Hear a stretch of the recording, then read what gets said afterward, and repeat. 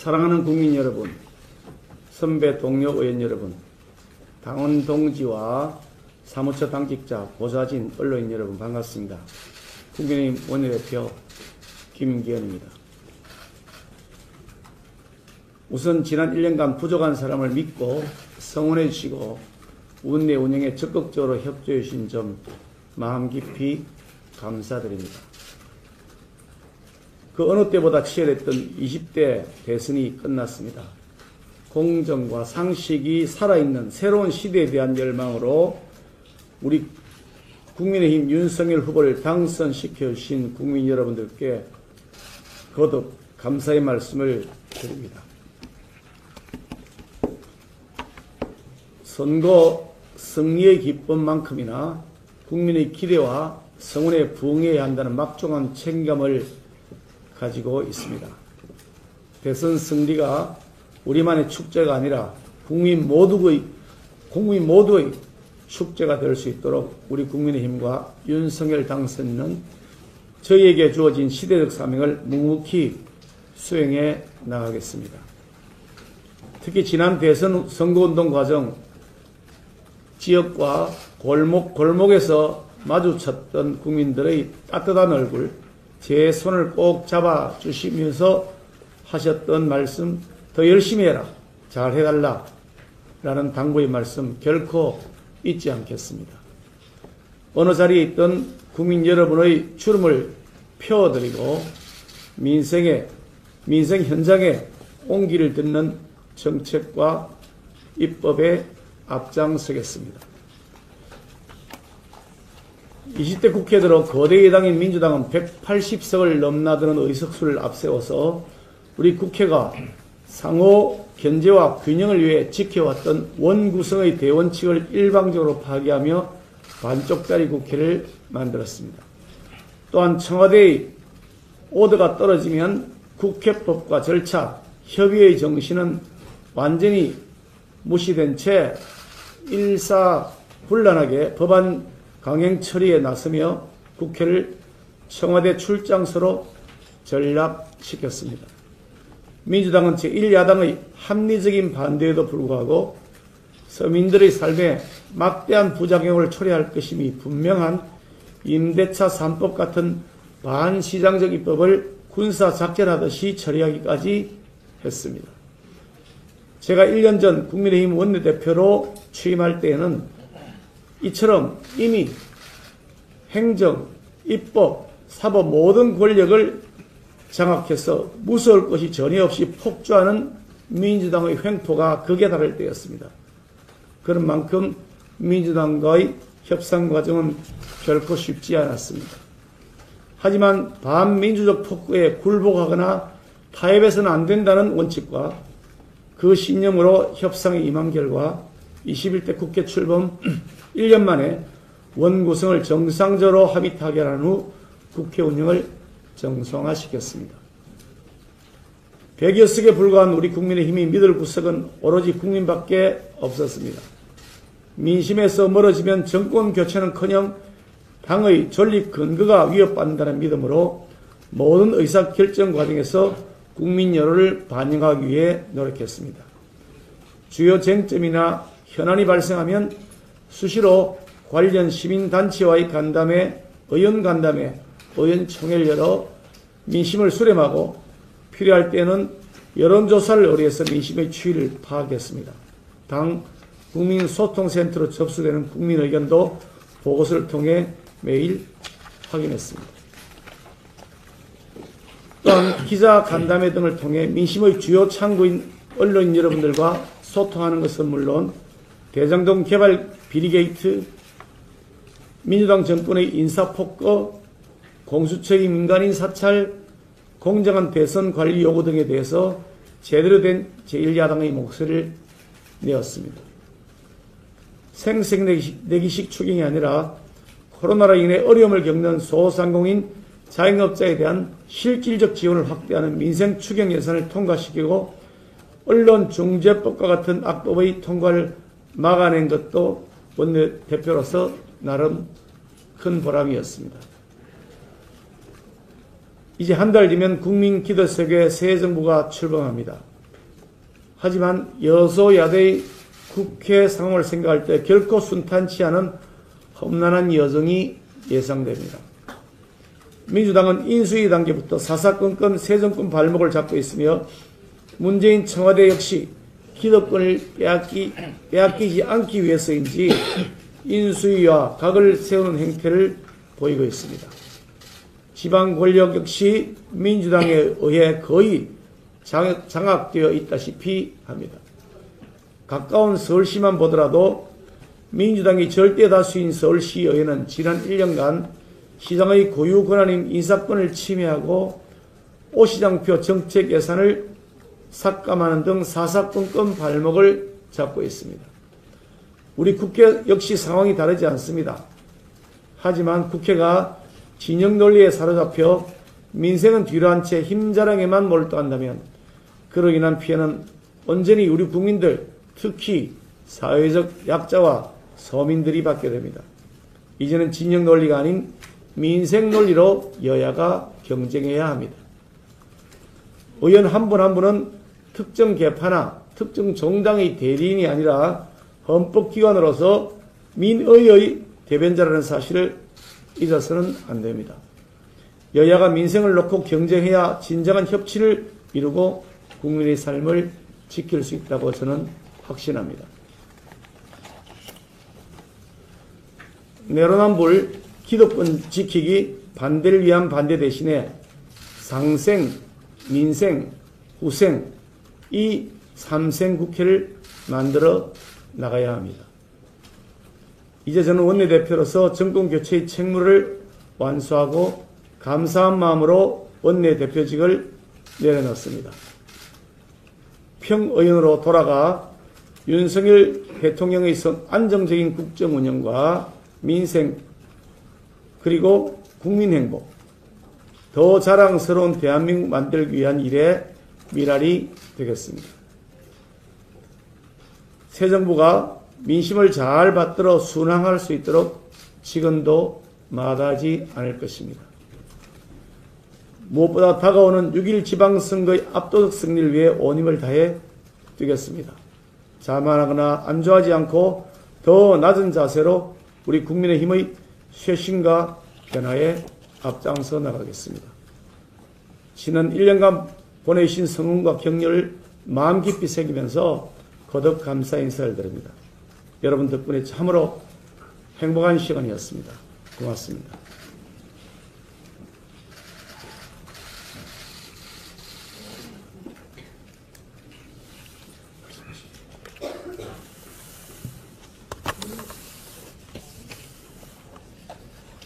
네, 잘 차려진 밥상에 숟가락 하나만 얹었을 뿐이다라는 황정민 배우의 유명한 수상소감이 있습니다. 제 지금의 심정이 그러합니다. 김기현 원내대표님, 송원석 수석님, 그리고 추경호 전 수석님, 원내 부대표님들, 정책의 의장단과 손발을 맞춰서 함께 일할 수 있었던 것이 저에겐 커다란 영광이었습니다.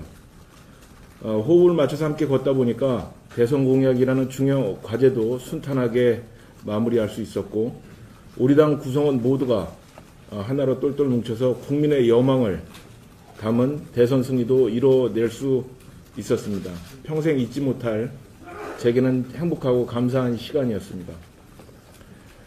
국민께서 지난 총선에서 민주당에게 압도적 승리를 안겨주신 뒤 단 2년 뒤에 정권 교체라는 심판의 외초리를 내려주신 의미에 대해서 우리 당은 무겁게 가슴에 새겨야 할 것입니다. 무너진 경제와 민생, 코로나 위기를 극복하기 위해 좌고우면하지 않고 전력을 다해야 할 것입니다. 또한 가치 확장을 통해서 세대와 지역을 확장을 해야 한다는 그런 굳은 믿음을 가지고 국민이 우리 당과 함께 할 수 있도록 혁신을 멈추지 말아야 할 것입니다. 이제 제가 원래 있던 곳으로 돌아가 어느 자리에 있든 윤석열 정부를 반드시 성공시켜서 새 정부가 경제위기, 민생위기, 코로나 위기를 극복할 수 있도록 최선의 노력을 다하겠습니다. 다시 한번 김기현 원내대표님 고생 많으셨고 성공적 퇴임을 축하드립니다. 또한 저를 위해 저를 도와서 고생해 주신 유성걸, 김정재, 유경준, 조태용 부의장님께도 감사의 말씀을 드립니다. 특히 정책국과 정책위의 모든 사무처 당직자 여러분, 정말 고생 많으셨습니다. 감사드립니다.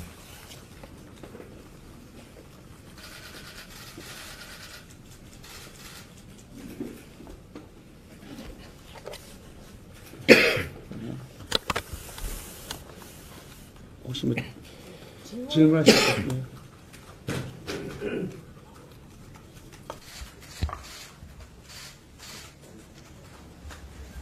대표님 지난 2년 동안 가장 보람있었던 오늘했던 보람있었던 일과 그리고 가장 아쉬웠던 일이 있다면 어떤 일인지.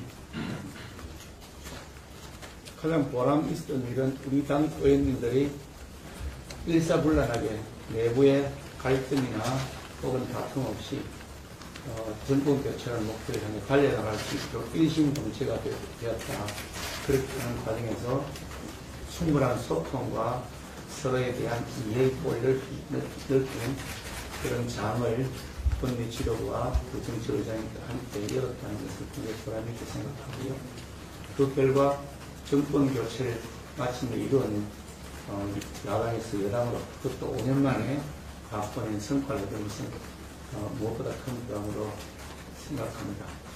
아쉬운 것은 여러 가지 민생 현안들에 있어서 해야 될 숙제들이 많은데 부동산 문제도 그렇고 세금, 폭증하는 세금 문제도 그렇고 일자리 문제도 그렇고 중소기업의 심각한 경영난 문제도 그렇고 자영업자 소상공인들의 코로나로 인한 고통과 절망이 엄청나게 높은데 그 해결을 해야 하는 문제도 그렇고 이런 문제를 해결하기 위해서 야당이고 소수당이다 보니까 해결해야 될 숙제를 관철시켜내지 못했다. 그것은 아쉬운 게 많고요. 이제 비록 소수당이긴 하지만 여당이 되었기 때문에 그런 정책적 수단을 가지고 있는 입장에서 윤석열 정부가 그 모든 문제를 잘 해결해 나갈 수 있도록 되었다는 것이 감사하게 생각하고 꼭 성과를 어렵게 뒷받침해드렸다. 그런 마음을 가지고 있습니다.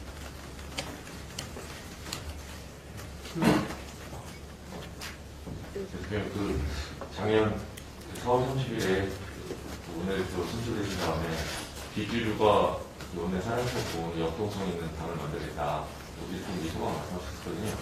근데 지금 대선 이후의 상황이 소위 말해서 이제 윤핵관들 주류 위주로 원내가 좀 장악되고 청와대나 주 내각이 이렇게 된다 좀 비판이 있어요. 이런 어떤 기류에 대해서는 좀 어떻게 보십니까? 주류 비주류가 있는 것이 나쁘다라고 생각하는 인식 자체에서는 이해하기 어렵습니다.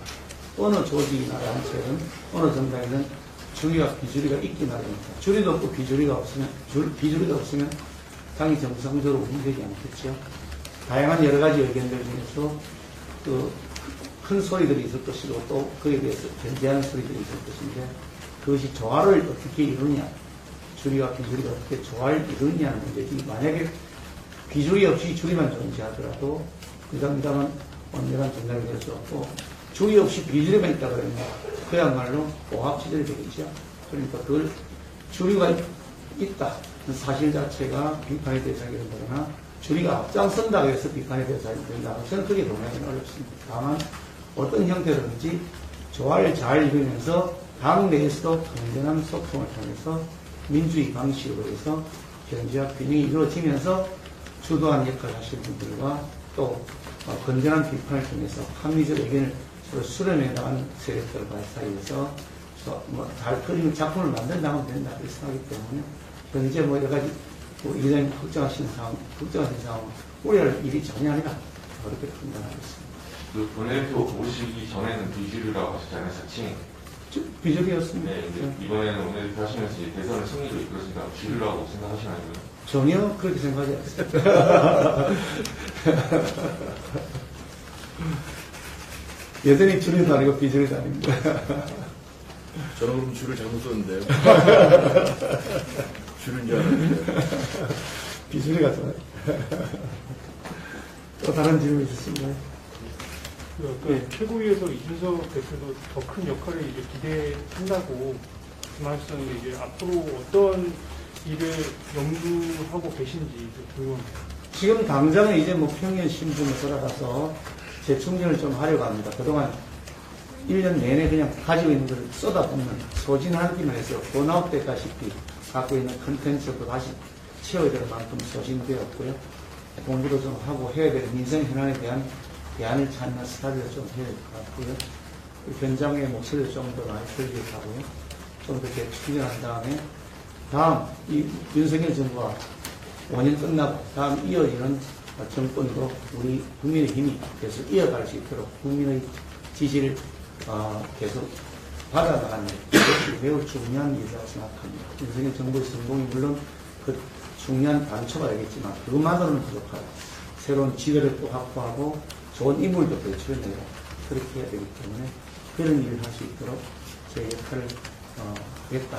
그렇게 말씀드리고 싶습니다. 그런 일이라는 게 혹시 당 대표를 뭐 아직 뭐 당 대표 임기가 남아있기 때문에 지금 뭐 다음 당 대표 말씀하기는 좀 시기적으로 길긴 합니다만 어떤 형태로든지 당을 이끌어나는 그 중심축에서 내 역할을 해야 있다고 판단하고 있고 그 역할이 무엇인지 적극적으로 수동적으로 아니라 능동적으로 적극적으로 찾아나가도록 하겠습니다.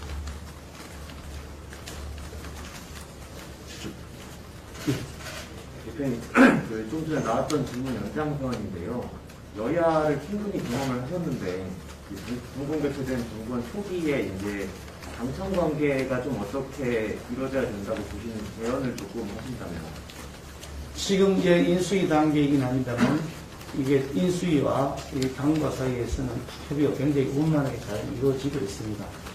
서로 의견을 존중하면서 절충하고 협동을 찾아나가는 데서 여러 가지 협업이 잘 이루어지고 있는 시스템입니다. 그런데 이제 새로 지도부 구성되면 정식으로 다시 이제 대통령실이 열릴 것이고, 그러니까 그러면 아마 지금보다 좀 더 소통의 창구도 원활해질 것 같아 보이고, 그리고 매우 긴밀한 서로의 대화가 필요하다 이렇게 판단하고 있는데, 제가 그중에 아까 말씀드렸습니다만, 이 민심을 잘 받들어 순항하는 윤석열 정부의 성공을 위해서 제가 지금도 필요하다면 마다하지 않겠다는 말씀을 드렸는데, 당과 청와대가 아니죠. 청관계가 아닌데, 청와대라는 표현하면 대통령 혹은 뭐 저희 행정부와 이게 여당과의 사이에는 서로 간에 상호 견제와 균형이 반드시 전제된 상태에서 협력이 이루어집니다. 견제와 균형이 없는 협력은 때로는 같이 공멸의 길을 갈 수 있다는 것을 우리는 여러 차례 경험했습니다. 다시는 그와 같은 실패를 반복해서는 안 된다. 건전한 견제와 균형을 계속 유지하고 가야 된다. 긴장관계가 꼭 필요하다. 그러면서 공동의 목표를 향해 나아갈 수 있는 그런 서로 간의 협업이 담긴 이론이지만 그런 기반 하에서 됩니다. 그렇게 생각합니다. 네. 교수님, 이번 주에 이제 내각 인선이 구체화될 것으로 보이잖아요. 이번 주나 다음 주에. 이제 궁금한 게 그간에 이제 인사청문회를 할 때마다 도덕성 의혹 얘기할 때 비공개로 검증하자 이런 주장들도 나왔었는데 필요하다 잘됐었다 이런 얘기가 오가면서요. 근데 이게 매번 여야 공수가 바뀌면서 잘 개선된다거나 이런 부분이 안 보였었는데 혹시 이번 이제 앞으로 될 2차 청문회 직면에서 좀 도덕성 의혹 검증과 관련해서 어떻게 하자 이렇게 하자 이렇게 제안하고 있으신 거 있는지 궁금해요. 이게 뭐 여당이 야당되고 야당이 여당되면 입장이 달라진 사례 수없이 보았기 때문에 하신 질문 같은데, 인사청문회 검증 과정에서 이게 도덕성 검증 특히 이제 공개로 진행되는 과정에서 불필요한 명박주기, 창피 뭐 이런 형태로 해서 사건의 실체와 상관없이 도매금으로 사람을 이렇게 매도하는 성향들이 있었고, 그것 때문에 불필요한 사회적 갈등을 더 많이 유발했다는 측면을 저는 충분히 인식하고 있습니다. 다만 그럼에도 불구하고 국민적 요구의 수준에 부합할 수 있는 그 정도 같으면 국민이 받아들일 수 있겠다고 하는 도덕적 기준을 우리가 반드시 지켜야 된다. 저는 그렇게 생각하고 있고요. 사실은 민주당이 대선 전에 도덕성 검증 부분을 비공개하자는 제안을 제 원내대표 회담에서 여러 차례 제안을 해왔습니다만 제가 그에 대해서 반대했습니다. 반대한 이유는 비공개로 진행하는 것만이 능사는 아니다. 인사청문회 제도의 근본적인 이 제도의 정비가 필요한 것이지 현재의 제도에 두고 몇 군데 이렇게 선보일 만큼 그렇게 제도가 잘 완비되어 있는 것이 아니다라는 전제에서 제가 반대를 했습니다. 그래서 지난번에 우리가 여당이 되고 난 다음에 그 민주당 그 원내대표가 바뀐 다음에 제가 그때 입장이 똑같으냐 도덕성 검증을 그때 비공개로 하자고 민주당에 제안했는데 그 입장이 똑같냐라고 물었더니 아니라고 그러더라고요. 그 입장이 바뀌었답니다. 그래서 이게 여당일 때 야당일 때 왔다 갔다 하는 것이 능사합니다. 제가 그 자리에서 말씀드렸고 지금도 똑같은 개인적 소신입니다. 당의 얘기는 아닙니다. 참고로 당에서 의견 수렴한 적이 없고 제 개인적 소신입니다만 도덕성 검증을 포함해서 이 자질도 업무 수행 능력 이런 검증하는 전체 시스템을 차례 좀 정비해야 된다. 이걸 뭐 한두 달 사이에 비공식적으로 비공개적으로 어떤 뭐 경찰, 검찰 이런 데를 통해서 혹은 민정수석실 같은 데를 통해서 하는 방식으로 충분하지가 않다. 법적 권한도 매우 미비되어 있고 당사자가 자료를 제출하지 않으면 검증할 수도 없는 이렇게 불완전한 시스템으로 검증이 진행되다 보니까 나중에 더 커다란 문제에 봉착이 된다 그렇게 생각합니다. 심지어 국회 청문회만 하더라도 당사자가 자료 제출을 거부하면 실질적으로 자료를 받을 수 없는 그래서 하루만 땡기자고 넘어가면 된다 라는 인식이 팽배하고 있는 것에 대해서는 매우 부정적으로 보고 있습니다. 특히 문재인 정권에서는 청문회에서 시끄러우면 일이 잘하더라 이런 말이 청와대 최고 통치자 일을 통해서 공공연하게 바깥으로 흘러나오는 것은 국민들에게는 엄청난 그 심리적 그런 그 불신을 초래한다. 저는 그렇게 보고 있습니다. 그래서 차후에 적어도 몇 달 정도 충분하게 검증할 수 있는 그것도 법적 권한을 갖고 있는 기구에 의해서 검증할 수 있는 시스템도 필요하고 청문회 제도도 개선이 되는데 도덕성 부분을 뭐 공개할 거냐 비공개할 거냐 이렇게 하는 것은 너무 피상적인 제안이기 때문에 그 하나 가지고 얘기하는 것은 집이 잘못 지어서 근본적으로 뜯어고쳐야 되는데 그게 바닥을 장판으로 깔까요? 아니면 뭐 마루를 할까요? 하는 거나 마찬가지 질문이기 때문에 그런 형태로는 되지 않는다는 생각하십니다.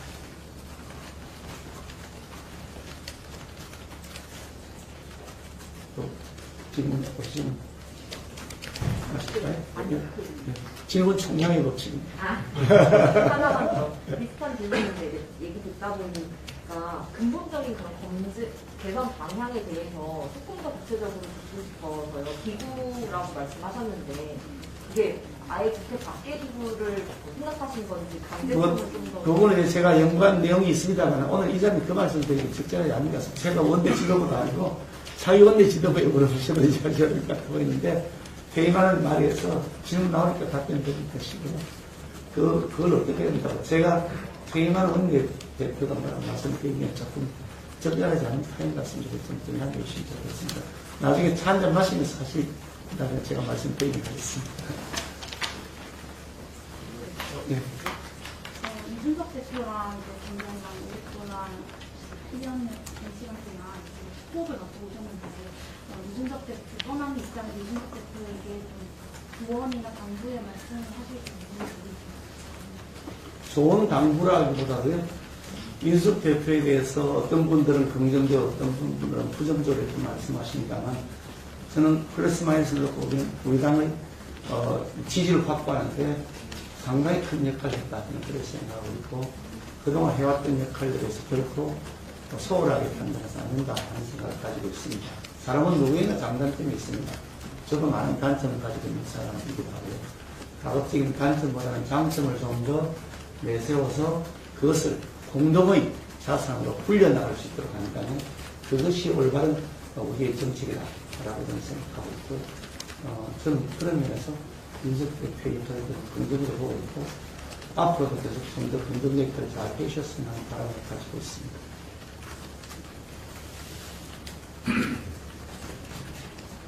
저는 말씀 없이 마칠까요? 네, 저는 사회를 선포합니다.